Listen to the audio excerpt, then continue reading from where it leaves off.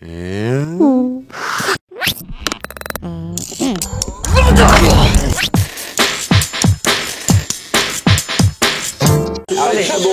attendez, la page 65. C'est une mystification. Une mystification. Me dites pas mais non comme ça. Je suis pas votre petit garçon. C'est Messi. Attendez, je demande à la caméra de venir sur l'acte final.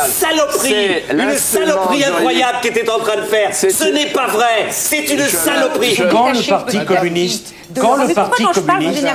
Pas du tout. Mais quand le Parti communiste... Là, il y en a trois, on n'entend pas. On laisse par élégance la dame terminer. Oui, non, mais le fait que vous soyez une dame compte aussi. On n'est pas nombreux, c'est dommage.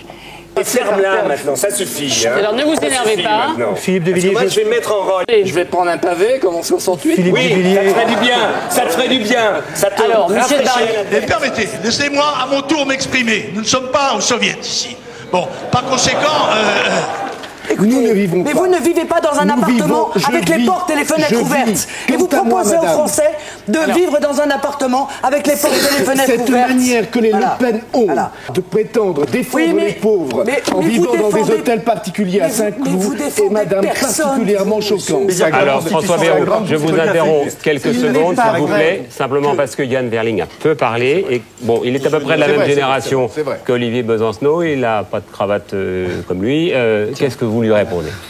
Non, simplement, je crois qu'il faut quand même pas qu'on se perde dans ce débat. Vous allez lui dire de la fermer. Alors, vous voulez que je m'en aille? Non, pas du tout, mais vous respectez les autres. Il faut vous calmer. Si M. Cohn-Bendit veut bien écouter, même quand il y a un autre débat à côté, on n'est pas dans un stade, effectivement. Vous avez écouté, nous aussi. Ouh là là, monsieur le professeur. Excusez-moi. C'est vrai que ça fait un petit peu de bruit. C'était juste amical. Oui, d'accord. Faut pas le prendre comme ça. Oui. Hein? Non, je l'ai bien appris. Voilà. J'adore les professeurs quand je suis devenu vieux. Tant mieux, comme ça, pour écouter des arguments, comme ça, on pourra même peut-être se répondre de plateau à plateau, ça sera super. Michel Barnier. Moi, je n'accepte pas de recevoir des leçons de patriotisme de Philippe de Villiers. Ah, mais c'est pas une leçon. Non, mais c'est un peu le ton que vous avez de donner des leçons. Mais regardez cet équipage extraordinaire. On voit même Buffet trôner au milieu de M. Le Pen et M. de Villiers. Ben, ils doivent être étonnés, vos électeurs. Honnêtement, vous refaites la photo de Paris Match? Non. Monsieur de Villiers. Il manque que les deux tabourets.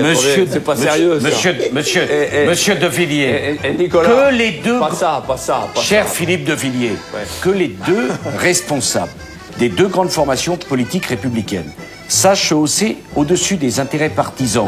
Pour dire que... Je peux me permettre de répondre parce que je ne tolère pas M. Sarkozy. Vous avez menti, je le répète. Le Parti communiste est un grand parti républicain.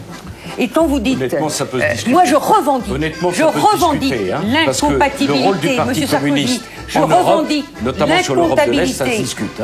Je revendique l'incompatibilité avec M. de Villiers ou avec M. Le Pen. Vous n'avez pas interrompu, madame. Non, je voudrais terminer. Il faut réagir. En disant que la France est représentée par des députés parano, c'est mauvais pour la France. Alors, et que vous sentiez-vous compatible, c'est votre affaire. Moi, j'estime que la gauche et la droite, ce n'est pas compatible. Est-ce que